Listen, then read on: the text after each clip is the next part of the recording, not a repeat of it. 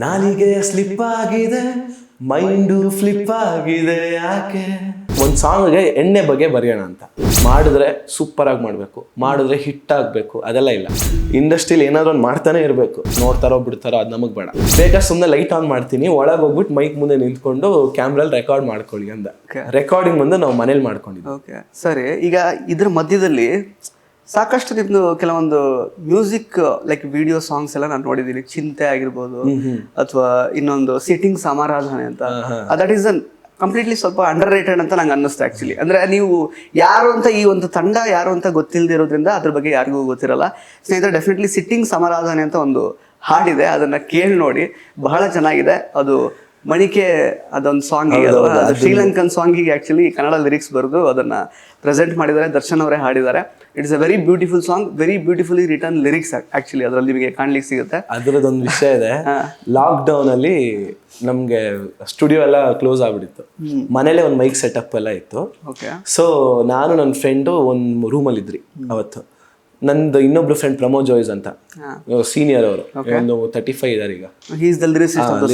ಅವ್ರನ್ನ ಕರೆದ್ರಿ, ಬನ್ನಿ ಸುಮ್ಮನೆ ಕೂತ್ಕೊಳ್ಳೋಣ ಅಂತ. ನೈಟ್ ಆಗ್ಬಿಟ್ಟಿದೆ, ಒಂದು 3 ಗಂಟೆವರೆಗೂ ಹಿಂಗೆ ಟೈಮ್ ಪಾಸ್ ಮಾಡ್ತಾ ಇದ್ರಿ. 3 ಗಂಟೆ ಮೇಲೆ ದರ್ಶು ಪೆನ್ ಕೊಡು ಅಂದ್ರು, ಈಸ್ಕೊಂಡ್ರಿ. ಒಂದು ಸಾಂಗ್ಗೆ ಎಣ್ಣೆ ಬಗ್ಗೆ ಬರೆಯೋಣ ಅಂತ. ಸೊ ಅವಾಗ ಬರದ್ರಿ, ಅವ್ರು ಬರದ್ರು, ಎಲ್ಲ ಆಯ್ತು. ಬೈ ಇವಾಗ ಏನು ಅಂತ ಡಿಸೈಡ್ ಆಗಿಲ್ಲ ಇನ್ನು. ಟ್ಯೂನ್ ನಾವ್ ಅನ್ಕೊಂಡಿದ್ರಿ, ಬೈ ಇದು ಫುಲ್ ಟ್ರೆಂಡಿಂಗ್ ಅಲ್ಲಿ ಇದೆ, ಮೈಗೆ ಮಕ್ಕ ಐತೆ ಅಂತ. ಇವಾಗ ನಾವು ಕೂತ್ಕೊಂಡು ಯಾವ್ದಾರ ಮ್ಯೂಸಿಕ್ ಮಾಡ್ಬೇಕು ಅಂದ್ರೆ ಸ್ಟುಡಿಯೋಗೆ ಹೋಗ್ಬೇಕು, ಪ್ರೋಗ್ರಾಮಿಂಗ್ ಮ್ಯಾಥ್ ಬೇಕು ಅಥವಾ ಕೀಬೋರ್ಡ್ ಬೇಕು, ಎಲ್ಲ ಬೇಕು. ಇವಾಗ ಅದೆಲ್ಲ ಸುಮ್ನೆ ಕ್ಯಾರಿಯೋಕೆ ಡೌನ್ಲೋಡ್ ಮಾಡೋಣ, ಇಲ್ಲ ಹಾಕೋಣ, ಪಟ್ಟನ್ ಬರೀರಿ, ಹಾಡ್ಬಿಟ್ಟು ಸುಮ್ನೆ ಮುಗ್ಸೋಣ. ಏನು ಅಂದ್ರೆ ಹೆಂಗಿದ್ವಿ ಅಂದ್ರೆ, ಮಾಡಿದ್ರೆ ಸೂಪರ್ ಆಗಿ ಮಾಡ್ಬೇಕು, ಮಾಡಿದ್ರೆ ಹಿಟ್ ಆಗ್ಬೇಕು, ಅದೆಲ್ಲ ಇಲ್ಲ. ಒಟ್ನಲ್ಲಿ ಮಾಡ್ಬೇಕು. ಅದು ಹಿಟ್ ಆಗುತ್ತೋ ಫ್ಲಾಪ್ ಆಗುತ್ತೋ ಅದೆಲ್ಲ ಬೇಡ. ಓಕೆ ಏನೋ ಮಾಡಿದ್ರು ಅನ್ನೋದಿದ್ರೆ ಮಾತ್ರ ಇವತ್ತು ಇಂಡಸ್ಟ್ರಿಲಿ ಏನಾದ್ರು ಒಂದು ಮಾಡ್ತಾನೆ ಇರಬೇಕು. ಜನ ಬಿಟ್ಟಿರೋದು ಹಿಟ್ ಮಾಡಿಸ್ತಾರ, ಫ್ಲಾಪ್ ಮಾಡಿಸ್ತಾರ, ನೋಡ್ತಾರೋ ಬಿಡ್ತಾರೋ ಅದು ನಮಗ್ ಬೇಡ. ನಾವೇನಾದ್ರು ಒಂದು ಕನ್ಸಿಸ್ಟೆಂಟ್ ಆಗಿ ಪಟ ಪಟ ಪಟ ಅಂತ ಮಾಡ್ತಾ ಇರ್ಬೇಕು. ಸೊ ಅದೇ ಲಾಕ್ ಡೌನು 1 ವರ್ಷ ಅಲ್ಲ, ಸುಮ್ನೆ ಕೂರಕ್ ಆಗಲ್ಲ. ಅವಾಗ ಕರೆದ್ರಿ, ಹಂಗೆ ಬರೆದ್ರು. ನೈಟು ಒಂದು 4 ಗಂಟೆ ಬೆಳಿಗ್ಗಿನ ಜಾವ ಅಷ್ಟಲ್ಲಿ ರೆಕಾರ್ಡ್ ಮಾಡ್ಬಿಟ್ರಿ ಅಲ್ಲೇ. ಅದಾದ್ಮೇಲೆ ನನ್ನ ಫ್ರೆಂಡು ಒಂದು ಸ್ಟುಡಿಯೋ ಇದೆ, ಅವನು ಮಗ ಸಿಸ್ಟಮ್ ಎಲ್ಲ ಆನ್ ಮಾಡಲ್ಲ, ಕೆಲಸ ಇಲ್ಲ ನಮ್ಗೆ ಲಾಕ್ ಡೌನ್ ಅಲ್ಲಿ.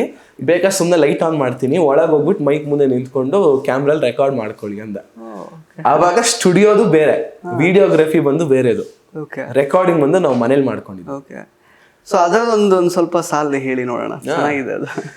ನಾಲಿಗೆ ಸ್ಲಿಪ್ ಆಗಿದೆ, ಮೈಂಡು ಫ್ಲಿಪ್ ಆಗಿದೆ ಯಾಕೆ, ಹಿಂಗೆ ಯಾಕೆ. ಕಾಲಿಗೆ ಗ್ರಿಪ್ ಇಲ್ಲದೆ ವಾಕಿಂಗ್ಗೆ ತಪ್ಪಾಗಿದೆ, ಆದ್ರೂ ಓಕೆ ಬಾ ಸಿಟ್ಟಿಂಗ್ ಹಾಕೋಣ ಒಂದು ಕಡೆ, ಗಟ್ಟಿ ಚಟ್ನಿ ತೂತು ವಡೆ, ರಮ್ಮು ವಿಸ್ಕಿ ಸ್ವಲ್ಪ ರಿಸ್ಕಿ, ಬಿಯರ್ ಎತ್ತಾಕೊಂಬಾರೋ ಸಡೆ. ಸಿಟ್ಟಿಂಗ್ ಹಾಕೋಣ ಒಂದು ಕಡೆ, ಗಟ್ಟಿ ಚಟ್ನಿ ತೂತು ವಡೆ, ರಮ್ಮು ವಿಸ್ಕಿ ಸ್ವಲ್ಪ ರಿಸ್ಕಿ, ಬಿಯರ್ ಎತ್ತಾಕೊಂಬಾರೋ ಸಡೆ.